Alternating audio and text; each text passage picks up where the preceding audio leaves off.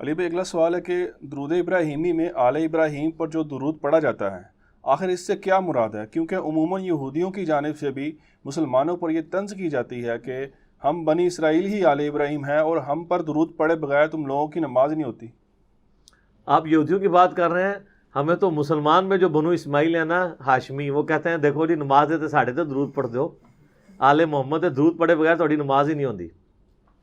تو وہ بھی ٹائٹل اویل کر رہے ہوتے ہیں۔ تو میرا خیال ہے درود ابراہیمی کا ترجمہ نہیں انہوں نے پڑھا۔ درود ابراہیمی میں کہیں نہیں یہ نہیں ہے کہ آل ابراہیم پہ ہم درود پڑھ رہے ہوتے ہیں۔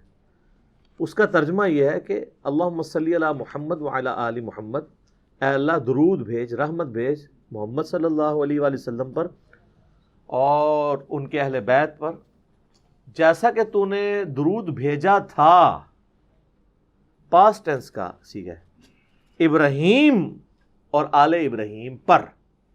یہ نہیں ہے کہ ہم آل ابراہیم پہ درود بھیج رہے ہوتے ہیں، ہم آل ابراہیم کے جس حصے پہ درود نماز میں بھیج رہے ہوتے ہیں وہ آل محمد ہے، بنو اسماعیل، جیسا کہ بنی اسرائیل پہ بھیجا تھا نا۔ بعد میں تو بنی اسرائیل اللہ تعالیٰ کی مغضوبی علیہم بن گئی نا، جب انہوں نے اپنے پیغمبروں کی نافرمانی شروع کر دی۔ تھے وہ تو قرآن میں ہے، یا بنی اسرائیل اذکروا نعمتی التی انعمت علیکم وانی فضلتکم علی العالمین۔ یاد کرو میری اس نعمت کو کہ میں نے جو تم پر کی تھی اور تمہیں سارے جہان والوں پہ فضیلت دی تھی۔ تو بنی اسرائیل بڑی لاڈلی تھی، 3 کتابیں آئیں، تورات، زبور، انجیل، ہزاروں پیغمبر آئے۔ بعد میں جب برگشتہ ہوئے دین سے تو پھر ضربت علیہم الذلہ والمسکنہ، ذلت اور مسکنت ان کا مقدر بن گئی۔ اب اللہ تعالیٰ نے بنو اسماعیل کو قیامت تک کے لیے چنا ہے۔ تو ہم یہ درود ابراہیمی میں یہودیوں پہ درود نہیں بھیج رہے ہوتے، بلکہ اس کا ترجمہ ہے جیسا کہ بھیجا تھا۔ تو سر جو یہودیوں کے بزرگ تھے، ہم تو ان کو علیہ السلام کہتے ہیں، رضی اللہ عنہ کہتے ہیں۔ حضرت عیسیٰ یہودی تھے، یہودی نسل تھے نا، ان پیغمبروں کی ہم عزت کرتے ہیں۔ حضرت داؤد علیہ السلام، حضرت سلیمان علیہ السلام سب یہودی نسل تھے، ان کے جو صحابہ تھے ہم ان کی عزت کرتے ہیں۔ لیکن اگر وہ کہتے ہیں آج کے یہودیوں پہ ہم درود پڑھ رہے ہیں، تو ان پہ پڑھ نہیں رہے، ہم کہہ رہے ہیں جیسا کہ اللہ تو نے ان پر درود بھیجا تھا۔ اور درود کیا تھا کہ اللہ تعالیٰ نے بنو اسرائیل کو چنا تھا، ان پہ اپنی رحمت کی تھی، ان میں پیغمبر بھیجے، کتابیں بھیجی، من و سلوہ، ان کو جنتی خوراکیں کھلائیں۔ آج تک اس کے اثرات باقی ہیں۔ دیکھ لیں یہودی بڑے خوبصورت ہوتے ہیں، ان کے باؤ اجداد نے جنتی خوراکیں کھائی ہوئی ہیں۔ جس طرح آپ کے پیر جو ہیں وہ اچھی خوراکیں کھاتے ہیں، اے سی میں رہتے ہیں، تو وہ بھی بڑے خوبصورت ہوتے ہیں، چٹی چمڑی ہوتی ہے۔ تو اس طریقے سے یعنی اثرات تو ہوتے ہیں۔ یہ ہم ان کے اوپر درود نہیں بھیج رہے ہوتے، بلکہ ایک پاسٹ ٹینس کے صیغے کا ذکر کر رہے ہوتے ہیں۔ ٹھیک ہو گیا؟ اچھا، اس میں سے وہ افضلیت والا ایشو بھی نکالتے ہیں ایک، کیا کہ جی آل ابراہیم جو ہے افضل ہے، اسی لیے اس کا ذکر آیا کہ اس طرح سے درود پڑھیں جیسے آل ابراہیم پر درود پڑھا۔ تو اس کے لیے پھکی ان سے لے لیں ہم سے کہ ان کو کہیں کہ اس طریقے پہ اگر یہ بات مان لی جائے تو کرسچنس کے لیے ہم کہیں گے، وہ بنو اسرائیل ہے نا، کہ اللہ تعالیٰ نے کہا کہ عیسیٰ کی مثل حضرت آدم کی مثل ہے اللہ کے نزدیک۔ جی، تو پھر کیا وہ کہیں گے کہ حضرت آدم علیہ السلام حضرت عیسیٰ سے افضل ہیں، کہ ان کی مثال کے طور پہ بیان کیا جا رہا ہے؟ اس میں افضلیت غیر افضلیت کا ذکر نہیں ہو رہا، بلکہ اس مماثلت کا ذکر ہو رہا ہے کہ جیسا کہ ان کو تو نے نوازا تھا ان کو بھی نواز۔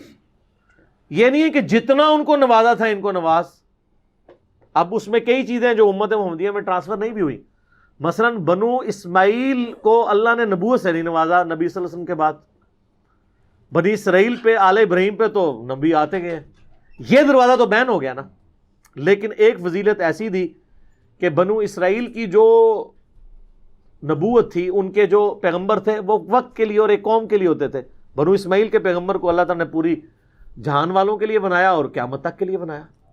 تو جیسا کہ اس میں بات فضیلت کی ہو رہی ہے، اس کی انٹینسٹی کی نہیں ہو رہی، اس کی فارمز کی یا موڈز کی یا کیٹیگرائزیشن کی بات نہیں ہو رہی ہے۔ ہم کہتے ہیں کسی پیغمبر کی نفی نہ کرے، لا نفرق بین احد من رسلی۔ ٹھیک ہے، اگر کرسچن کہتا ہے کہ میں محمد رسول اللہ کو بھی مانتا ہوں لیکن میری زیادہ عقیدت حضرت عیسیٰ کے ساتھ ہے، دین واٹ، کیا فرق پڑ جائے گا؟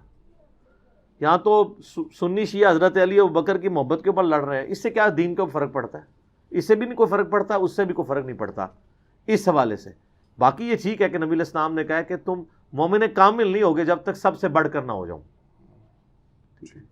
تو اگر کوئی کسی میں کسی حوالے سے کمزوری پائی جاتی ہے، ویسے کلیم تو کوئی نہیں کرے گا کمزوری پائی جاتی ہے، پریکٹیکلی تو سارے مسلمانوں کے دل میں رسول اللہ کی جو محبت ہے نا وہ دنیا کی محبتوں سے کم ہی ہے، کیونکہ جب ہمیں چوز کرنے کی باری آتی ہے نا تو ہم رسول اللہ کی محبت میں گلے پھاڑ کے نعرے تو لگا سکتے ہیں گستاخانہ کارٹونز کے اوپر، داڑھی نہیں رکھ سکتے۔ داڑھی رکھنے سے ہمیں کون سی چیز مانے ہوتی ہے؟ محبت کا تقاضا ہے۔ آج تک یہ جو نوجوان شیشے توڑ رہے ہیں، کسی نوجوان نے آ کے اعلانیہ نیت کی ہے کہ تم نے رسول اللہ کے کارٹون بنائے صلی اللہ علیہ وآلہ وسلم اور ان کی مبارک داڑھی میں بم دکھایا تو میں داڑھی کر آج سے پہلے نہیں رکھی تھی، میں ہوں رکھتا جے، چلو آ جاؤ نال ٹھوس۔ تو یہ جذباتی ڈاکٹرائن دکھتی ہے، علمی ڈاکٹرائن ذرا مشکل کام ہے۔ ٹھیک ہوگا۔ اچھا علی بھائی اگلا سوال ہے کہ درود شریف میں آل محمد سے مراد کیا نبی صلی اللہ علیہ وآلہ وسلم کی اولاد یعنی اہل بیت ہیں، یا کہ روحانی اولاد کے طور پر پوری امت ہی اس میں داخل ہے؟ روحانی اولاد تو ہم ہیں، اس میں تو کوئی شک نہیں ہے۔ قرآن میں ہے نا النبی اولیٰ بالمؤمنین من انفسہم وازواجہ امہاتہم، نبی علیہ السلام مومنین کی جانوں پر ان کی جان سے بھی بڑھ کر حق رکھتے ہیں، اور نبی کی بیویاں امت کی مائیں ہیں، تو لہٰذا نبی علیہ السلام امت کے روحانی باپ ہوئے اور ہم نبی صلی اللہ علیہ وآلہ وسلم کی روحانی اولاد ہوئے۔ لیکن ایز فار ایز درود شریف از کنسرن تو اس میں آل محمد سے مراد نبی علیہ السلام کی روحانی اولاد نہیں ہے، بلکہ آپ کی بیگوٹن اولاد ہے۔ اور وہ غدیر خم کی حدیث میں زید بن ارقم نے بتایا وہ اہل بیت کون ہے، آل عقیل، آل جعفر، آل عباس اور آل علی۔ ویسے شیعہ تو صرف آل علی کو ہی لے کے چل رہے ہوتے ہیں، لیکن یہ سارے نبی علیہ السلام کا ہاشمی خاندان سب کے سب اہل بیت ہیں۔ درود ابراہیمی میں بھی آل محمد سے مراد اہل بیت محمد ہے صلی اللہ علیہ وآلہ وسلم، وہ قیامت تک جو ہاشمی خاندان ہے، کیونکہ صحیح بخاری میں یہ حدیث ہے کہ صحابہ نے کہا ہم نے آپ سے سلام تو سیکھ لیا، آپ ہمیں وہ درود سکھائیں جو ہم آپ اور آپ کے اہل بیت پہ پڑھیں۔ وہاں آل کا لفظ نہیں ہے، اہل بیت۔ تو آپ میں سے ہم میں سے کون بندہ ہے جو دعویٰ کرے گا کہ میں اہل بیت ہوں، سوائے وہ جو سید ہے؟ غیر سید تو نہیں کہہ سکتا میں اہل بیت رسول ہوں۔ تو بخاری کے الفاظ ہیں آپ ہمیں وہ درود سکھائیں جو ہم آپ کے اہل بیت پہ پڑھیں۔ تو نبی علیہ السلام نے کہا کہ پڑھو اللہم صلی علی محمد وعلی آل محمد کما صلیت علی ابراہیم۔ تو آل کی ڈیفینیشن نبی علیہ السلام نے خود اہل بیت سے کی ہے۔ وہ کہتے ہیں دیکھیں قرآن میں آل فرعون کا بھی ذکر ہے، فرعون والے، تو یہاں آل محمد سے مراد محمد والے، تو محمد والے ہم بھی ہیں۔ یہ چیزیں سب اس وقت تک تھیں جب تک نبی علیہ السلام اسے کیٹاگرائز کر کے خود کلیئر نہ کرتے۔ اگر یہ بخاری کی حدیث نہ ہوتی نا تو آپ کرالری کے طور پہ بے شک پوری امت کو بیچ میں شامل کر لیتے، لیکن چونکہ نبی علیہ السلام نے اس کو کلیئر کٹ یہ بات کر دی ہے، آپ سے جو سوال ہوا ہے تو آپ نے اس میں اہل بیت کو ہی شامل کیا ہے، باقی لوگوں کو نہیں۔ باقی تو ہم اس کے ساتھ بہت کچھ لگا دیتے ہیں، وَأَصْحَابِهِ وَعُلَمَاءِ مِلَّتِهِ، وہ بھی بریلوی ہی و دیوبندی ہی۔ ظاہر ہے علماء ملتی جب کوئی بریلوی کہہ رہا ہوگا تو وہ اپنے علماء کو کہہ رہا ہوگا، دیوبندی علماء کو علماء ملتی نہیں کہہ رہا ہوگا، ٹھیک ہے نا جی۔ اور پھر آگے وہ کہتے ہیں اولیاء امتی ہی، اولیاء بھی اپنے فرقے کے۔ تو بس ادھر تک ہی رہے اللہم صلی علی محمد و آل محمد، ٹھیک ہے۔ باقی رہ گئے ادر دین اہل بیت جو لوگ فوت ہو چکے ہیں، ان کو ہماری دعاؤں کا حصہ ویسے ہی مل رہا ہے، وہ تو ہم پہ واجب ہے۔ ربنا اغفر لنا ولاخواننا الذین سبقونا بالایمان، اہل ایمان کی نشانی ہے کہ وہ اپنے مرے ہوئے لوگوں کے لیے دعا کرتے ہیں۔ تو ہم دعا جب کرتے ہیں اللہم ربنا آتنا فی الدنیا حسنہ وفی الآخرۃ حسنۃ وقنا عذاب النار، پوری امت کے لیے دعا ہو رہی ہوتی ہے۔ لیکن درود کے اندر آل محمد سے مراد اہل بیت ہیں، بخاری میں واضح موجود ہے۔ اب مجھے کوئی عربی لنگوسٹک کی جتنی مرضی کہانیاں کرائے، اس کا اینڈ رزلٹ تو ہے کہ نبی علیہ السلام نے اس کو ڈیفائن کرنا ہے نا۔ اس طریقے سے اگر آپ رزلٹ نکالنے شروع کریں گے، آپ جو مرضی نکالتے رہے، عربی لنگوسٹک کے اوپر آپ جائیں گے تو پھر بہت معاملات خراب ہو جائیں گے۔ اصطلاحاً معنی جو چل رہے ہوتے ہیں وہی لینے ہوتے ہیں، اور جب نبی علیہ السلام اس کی خود تشریح فرما دے پھر تو کسی کی جرت نہیں ہے کہ وہ یہ بات کر دے۔ مثال کے طور پر اردو میں ہم شوربہ لفظ جو استعمال کرتے ہیں، فارسی کا لفظ ہے نا۔ اگر میں کہوں میں نے شوربے سے روٹی کھائی تو آپ سمجھ جائیں گے یا تو وہ چکن کا شوربہ ہوگا یا آلو مٹر کا شوربہ ہوگا، یہی سمجھیں گے نا۔ لیکن فارسی لنگوسٹک میں شوربے کا مطلب ہوتا ہے، لنگوسٹک میں اصطلاح میں یہی مطلب ہے فارسی میں بھی شوربے کا. شور کہتے ہیں نمک کو، با کہتے ہیں پانی کو، نمک والا پانی. تو آپ اگر میں کہوں میں شوربے سے روٹی کھائی تو آپ یہ کہیں گے کہ علی بھائی نے ایک کولی میں تھوڑا سا نمک لیا، اس میں پانی ڈال کے گھول کے کھائی، ایسے تو نہیں کہیں گے، کیونکہ اصطلاح اس کا مطلب کچھ اور ہے. یہی کھلواڑ غلام پرویز نے کیا ہے. اس نے قرآن کی اس کو لغت ہی لاتا لکھنی پڑ گئی، اسی لیے آپ کو پتا ہے اس نے اپنی لغت لاتا لکھی ہے. غلام پرویز کو منکرین حدیث کہنا، یہ اس کو آپ کلین چٹ دے رہے ہیں. ایک بندہ جو ہے وہ زکام کا مریض ہے اور ساتھ اسے بلڈ کینسر بھی ہے، تو آپ یہ کہیں گے کہ یہ زکام کا مریض ہے؟ آپ اس کی بڑی بیماری کا ذکر کریں گے جو جان لیوا ہے. غلام پرویز کی منکرین حدیث ہونا یہ چھوٹی بیماری ہے، وہ اصل میں منکر قرآن تھا.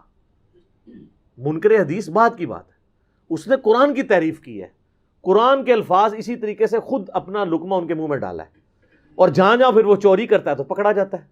اگر میں آپ سے کہوں کہ جب سے میں نے بریانی کھائی ہے میرے سینے میں آگ لگی ہوئی ہے، تو میرا بچہ بھی اس آگ سے مراد فائر نہیں سمجھے گا جو لکڑی سے لگتی ہے، بلکہ اصطلاحاً مانا لے گا جلن. لیکن اگر آپ کہ نہیں جی وہ اردو کی ڈشی میں آگ کہتے ہیں جو لکڑیوں سے جلائی جاتی ہے، تو یہ اصل میں وہ والی آگ کا ذکر کر رہے تھے، آپ کو سمجھ نہیں آئی ہے، تو اس کے لیے پھر آپ کو زیادہ لغت لکھنی پڑے گی. یہی غلام پرویز نے کیا ہے قرآن کے ساتھ. اور سب سے بہتر رد ان کا کیا ہے جاوید احمد غامدی صاحب نے. فکر پرویز کی خرابی، یوٹیوب پہ ایک کلپ ہے 1989 کی ان کی ویڈیو ریکارڈ ہے، آلموسٹ 8 سے 30 سال پہلے اس زمانے میں. تو اس میں انہوں نے اس طرح کی چیزیں ہائی لائٹ کی. تو اس طرح کی یعنی کھلواڑ نہیں الفاظ کے ساتھ کرنا چاہیے. آل محمد سے مراد وہی ہے جو نبی علیہ السلام نے خود ڈیفائن کر دیا. تو آپ اس میں اب جتنے لوگ منکرین نماز ہیں وہ بھی کہتے ہیں کہ جو قرآن میں ہے نماز قائم کرو، اس سے مراد نماز پڑھنا نہیں ہے، یہ اور ہی مطلب ہے. وہ اس طرح نہیں ہوتا. اس طرح کے الفاظ کو لے کے نبی علیہ السلام ہمارے ٹیچر بنا کے اس لیے بھیجے گئے ہیں کہ کوئی شخص اس میں کھلواڑ نہ کرنا شروع کر.